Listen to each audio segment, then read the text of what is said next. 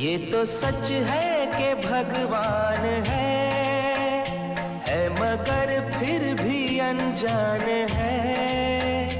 ये तो सच है कि भगवान है मगर फिर भी अनजान है। धरती पे रूप माँ बाप का उस विधाता की पहचान है। ये तो सच है कि भगवान है।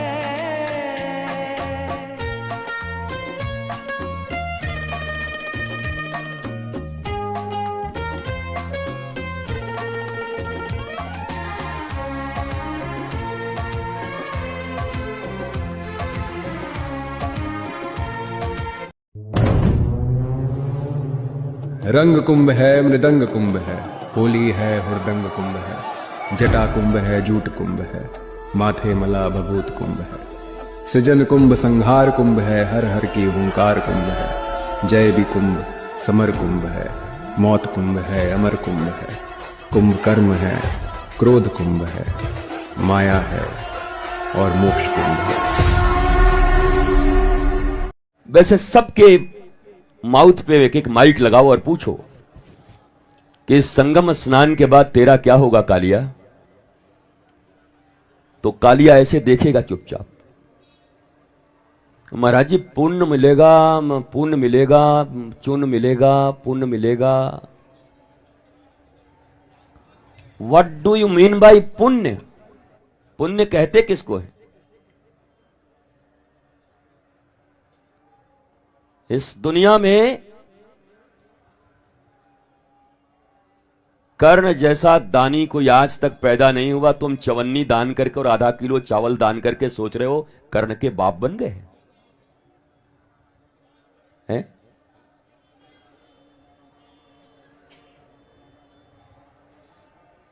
उस कर्ण की मृत्यु तो कृष्ण ने चुटकी बजा के करवा दी। मार अगर 2-4 10 रुपए के दान और चावल के दान से सोचते हो कि कृष्ण को ठग लिया जाएगा, तो सारी दुनिया को और ये जानते हुए भी कि मैं मर जाऊंगा फिर भी अपना कवच और कुंडल तक दान कर देने वाला कर्ण नहीं बचा। मैं तुमसे लॉजिकल प्रश्न करता हूं, लॉजिक है ना, तुम्हारे ही ग्रंथों में लिखा हुआ है।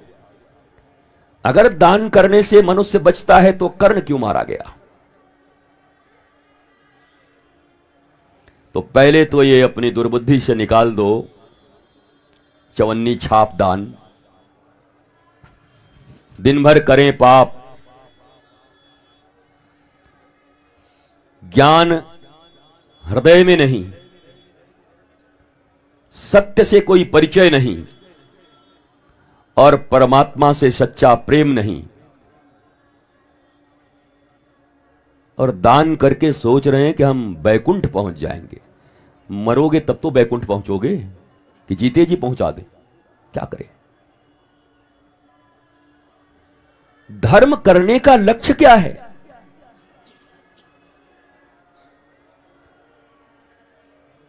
अपने घर द्वार परिवार को छोड़कर, प्राणों को हथेली पर लेकर, भाई भगदड़ भी हो गया था, कितने लोगों की जानें चली गईं, फिर भी हम उपस्थित हैं, आ रहे हैं। कोई तो चीज होगी जिसके लिए हम यहां आ रहे हैं। वो क्या है?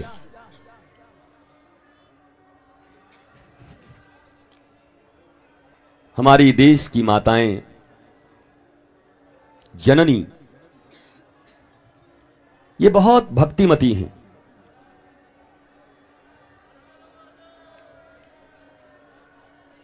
हर हर महादेव, नमः पार्वती पतये, हर हर महादेव, शंभो शंभो शंभो।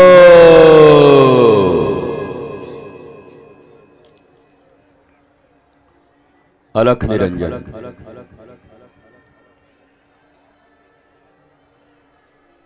तो तुम्हारे सारे मेहनत व्यर्थ हो जाएंगे अगर मर्म को नहीं समझे। हमारे गुरुदेव कहा करते थे कि मर्म न जाने धर्म बखाने। मर्म नहीं जानता पर धर्म का व्याख्यान करता है। यह देश इतना धार्मिक है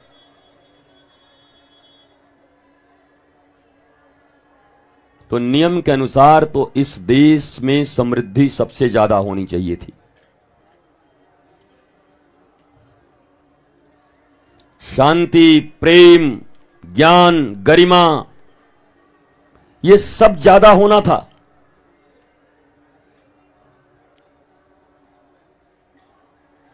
पर दिखता नहीं है। आप दिल जानो पराई हाल। घर के 10 परिवार का ही हालत देख लो अपना। बड़ी चाची, छोटी मौसी, बड़ा लड़का, देवर, जेठ, जेठानी, नंदोई, बहनोई, इतने कोई देख लोगे तो समझ जाओगे कि हमारे जो 10 हैं उनको देख के तो लगता है कि अब बस है। इनकी अगर ये हालत है और सब पुजारी होंगे करीब करीब। भारत में एक बड़ी आम चलन है, हम तो महाराज ये बजरंग बली के भक्त हैं। वो ऐसा कहते हैं जैसे चना मुर्रा फांक रहे हो, भक्त हैं। माने मुंह दे दिया भगवान ने, भक्त से बक दिया, भक्त हैं। वाह भैया, बारे भक्ति तुम्हारी।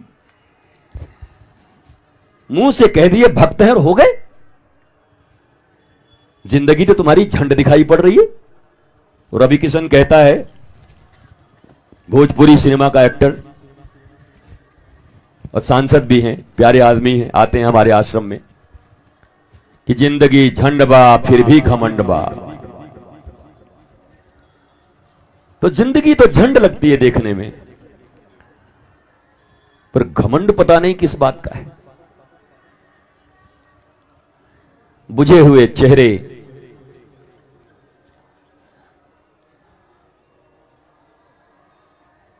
अपूर्ण लाखों इच्छाएं पूर्ण नहीं हुई हैं, लाखों इच्छा घूम रही है मन में, अपूर्ण।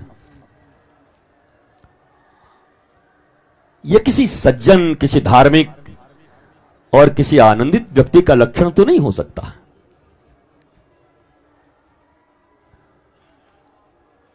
देखो, शास्त्र और गुरु दर्पण होते हैं, वो बस तुम्हें आईना दिखाते हैं।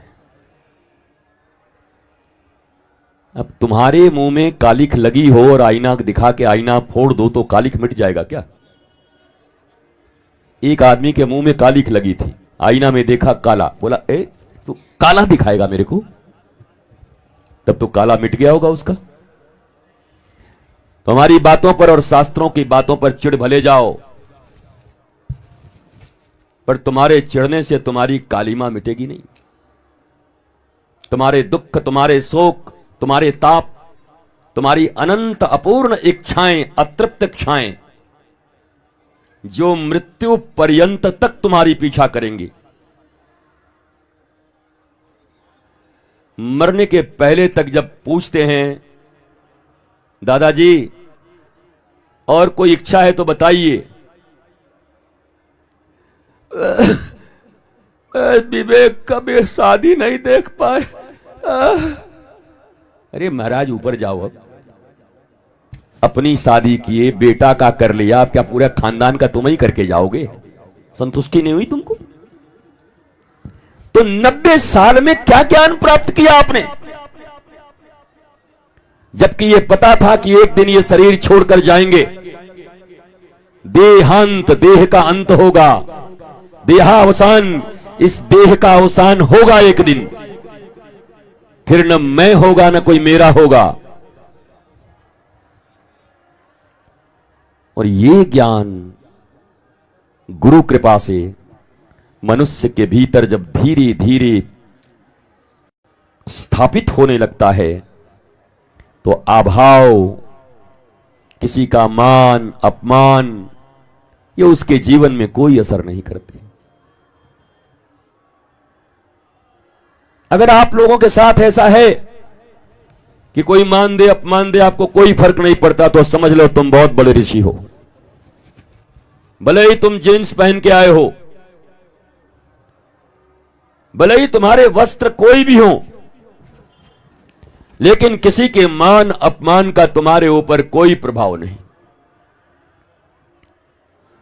आज रोटी मिली, कल रबड़ी मिला, दोनों में ही उसको धन्यवाद दिया, वाह परमात्मा कमाल है तेरी। तो उपवास भी हुआ, महल का वास भी हुआ, वनवास भी हुआ, तीनों में अगर समानता है तो तुमसे बड़ा धार्मिक आध्यात्मिक व्यक्ति इस दुनिया में कोई नहीं हो सकता। पर याद रखो, ये तिलक, ये दाढ़ियां, ये कपड़े, ये माले हैं, पर चित्त अशांत है, लोभ अनंत है, अबुद्धता जीवन के क्षण क्षण में भरा हुआ है। तो ये तो धर्म नहीं है। धर्मवान मनुष्य आनंदित होता है। मैंने एक दिन कहा था आपसे कि जब किसी का टेम्परेचर बढ़े, बुखार हो, तो थर्मामीटर लगते हैं, पता चलता है कितना बुखार है। और हमारे पास एक थर्मामीटर है, उस थर्मामीटर को हम लगा देंगे तो तुम्हारे धर्म को हम माप लेंगे कि कितने बड़े धार्मिक हो तुम। और वो आज थर्मामीटर हम आपको भी दे देते हैं कि कम से कम दूसरे का नहीं अपना तो माप लेना। हालांकि आदमी बड़ा खतरनाक है, उसको अगर दे भी देंगे तो बहू सास का मापेगी, बुढ़िया है कि नहीं धार्मिक, और सास कहेगी कि ये है कि नहीं। बेटा बाप में लगा देगा कि बाबूजी धर्म कर रहे हैं कि नहीं, और बाप कहेगा कि बेटा हमारा धार्मिक है कि नहीं। बस खुद को छोड़ के सबको माप देंगे। कभी कथाओं में जब रावण की चर्चा चलती है तो आसपास के लोग एक दूसरे को देखते कि जो गुण बता रहे हैं गुरुजी बिल्कुल हमारे पति से मिलता है। और फिर जैसे ही पूतना और ताड़का का चर्चा चलता है तो पति भी देखता है इधर कि बिल्कुल मिलती है ये तो। शकुनी की बात करो तो अपना ही कोई आदमी नजर आता है, बगल के शर्मा जी। मंथरा की बात करो तो कविता काकी नजर आती हैं कि पक्का मंथरा यही। ये भारतीयों की दूरदृष्टि तो बड़ी अच्छी है, पर ये नजदीक वाला लेंस बड़ा खराब हो गया है। ये खुद को नहीं देखते। संत और एक अज्ञानी व्यक्ति के भीतर क्या अंतर है? वही बाल, वही आंखें, वही नाक, वही भोजन, अंतर क्या है? संत स्वयं के भीतर निरीक्षण परीक्षण कर करके अपने गुरु की आज्ञा से स्वयं को शुद्ध बुद्ध चैतन्य बना लेता है, और फिर किसी दूसरे के अंदर दोष देखता नहीं, बल्कि दोष दिख भी जाए तो उस दोष से उसे कैसे मुक्त कर दें इसके लिए वो प्रयत्न करता है, किसी को छोटा बड़ा बनाने के लिए नहीं करता हो। पर हम कौन हैं? ये तो भारत की हालत देख के पता चल जाएगी। बस का सीट अगर फटा हुआ है, सरकारी बस का, मंगलवार को इतना फटा है तो बुधवार को देखोगे तो इतना बड़ा हो गया है, और शनिवार तक तो पीछे खाली बस ढांचा बचता है, बाकी कुछ बचता नहीं। कहते हैं विवेकानंद एक बार जापान में थे, और एक बस पर बैठे तो एक व्यक्ति को देखा कि अपने जेब से वो सुई और डोरा होता है ना, सुई धागा निकाल के उस सीट को सिलने लगे। तो विवेकानंद ने पूछा कि आप बस के कर्मचारी हो?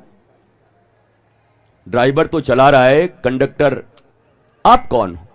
बोला नहीं, कर्मचारी नहीं है। बोला फिर कौन हो? बोला मैं एक जापान का नागरिक हूं।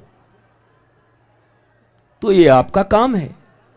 बोला जापान की राष्ट्रीय संपत्ति का रक्षा करना जापान के हर एक नागरिक की सबसे बड़ी पूजा मानते हैं हम लोग, इसलिए हमारे ये राष्ट्र की संपत्ति नष्ट न हो, इसलिए हम इसको। एक तुम भी हो, ट्रेन के टॉयलेट में मग नहीं मिलता इसलिए जंजीर लगा दी गई है। मेरा भारत महान। हम भारत को महान उसी दिन मानेंगे जिस दिन बिना जंजीर का रखा रहेगा। ट्रेन के टॉयलेट के मग छोड़ने को राजी नहीं हो और महानता की उद्घोषणा कर रहे हो और धार्मिकता की उद्घोषणा कर रहे हो और थोड़े झंडे डंडे लेकर के और मौका मिले तो ट्रेन का पंखा खोल ले आए। अरे तुम्हारी व्यक्तिगत नीति बिल्कुल लोभी, क्रोधी, ईर्ष्यालु, झगड़ालू, कामनाओं से भरा हुआ, तो ये बाह्य धर्म बहुत काम नहीं करते। प्रयागराज की धरती पर बैठकर ये बात बोलने के लिए साहस चाहिए। और याद रखो, अगर किसी डॉक्टर ने तुम्हारे ऊपर, कोई आदमी कहे महाराज चेक करिए और खबरदार खराब मत बोलिएगा, बोलिएगा कि बिल्कुल स्वस्थ हूं, 1 लाख रुपया लीजिए। हमने सुना कि एक व्यक्ति का एक पांव टूट गया था और 5वीं क्लास पास था और गांव वालों ने कहा तू इस डॉक्टर को अगर ठग दे तो मैं तेरे को मानूंगा कि तू बहुत पढ़ा लिखा और बड़ा गुणी आदमी है, तेज है, इस बार तुमको प्रमुख का चुनाव जिता देंगे। तो जब बाहर आया तो हंसते हुए कहा डॉक्टर को हमने ठग दिया। कैसे? मतलब दायां पांव टूटा था और बाएं का हमने प्लास्टर करवा लिया। बारे प्रमुख जी, ससुरी का एक पांव तो टूटा ही था, दूसरा भी गया। अब वो चलेगा कैसे? इस विश्व का नुकसान करने वाले, प्रकृति का नुकसान करने वाले गंगा, यमुना, सरस्वती, क्या आपको प्लास्टिक के बॉटल और प्लास्टिक संगम में बहते हुए नहीं मिल रहे? ये कौन लोग हैं? ये कौन विधर्मी हैं? क्या हिंदू होना इस बात का प्रमाण है कि तुम नदियों में प्लास्टिक डालोगे? तुम्हारे धर्मशास्त्र तुम्हें यही सिखाते हैं? गंगा को मां कहते हो, यमुना को मां कहते हो, और तुम्हें भी पता है पॉलिथीन कभी नष्ट नहीं होती। और जो जो चीजें जल को प्रदूषित करती हैं, तुम तो ऐसे लोग हो कि मां प्रणाम और मां के पीछे से साड़ी में आग लगा दिया, मां जल गई। बुरा लग रहा है सुनने में, हा? हम ही खलनायक लग रहे होंगे। तुम तो हीरो हो। तुम्हारे जैसा महात्मा मुझे कहां मिलेगा? पहली बार दर्शन हुआ है। अब आप बैठे तो आप ही को नहीं कह रहा हूं, यह बात मैं सार्वभौम रूप से कह रहा हूं, क्योंकि यह बात लाखों करोड़ों लोग अभी सुन रहे होंगे, केवल आप 200 लोग नहीं सुन रहे हो यहां पर। तो हमारी ये कैसी धार्मिकता है जहां इतनी सजगता नहीं कि जिस मां को हम प्रेम करते हैं उन मां की शुद्धि भी हमारा दायित्व है। और एक बात और सुन लो, शायद संगम में स्नान करने के बाद उतना पुण्य मिले कि न मिले, पर यह पक्का पता है कि बहते हुए 10 प्लास्टिक को अगर निकाल के कहीं ले गए माता से, तो माता उतना आशीर्वाद दे देगी कि पहला बेटा आया जिसने मां को मुक्त किया, शुद्ध किया। क्यों नहीं करते? धर्म कभी भेड़ चाल में नहीं हो सकता। अब ये कहने से बहुतों को चोट लगती, बोले ये बाबा खाली विज्ञान का बात, सफाई शुद्धि, ये भरत चरित्र नहीं सुनाता बीच बीच में, गोपियों का प्रेम नहीं सुनाता है। गोपी का प्रेम सुनते सुनते तो तुम देश को टोपी पहना गए, भारत को टोपी पहना दिया तुमने। तुम्हारे जीवन में कोई परिवर्तन देखने को नहीं मिला। इसका मतलब यह नहीं कि जो तिलक लगाते हैं वो अच्छे नहीं हैं। सनातन संस्कृति के वो लोग जो मस्तक पर तिलक धारण करके इस बात की उद्घोषणा कर रहे हैं कि इन 2 नेत्रों से दिखाई देने के बाद भी व्यक्ति अंधा हो सकता है, अगर तीसरा ज्ञान का नेत्र गुरु की कृपा से न खुल जाए तो दोनों नेत्र के रहते भी व्यक्ति अंधा होगा। यह तिलक इस बात का प्रमाण है। इसलिए तिलक लगाने वाले तो अच्छे हैं।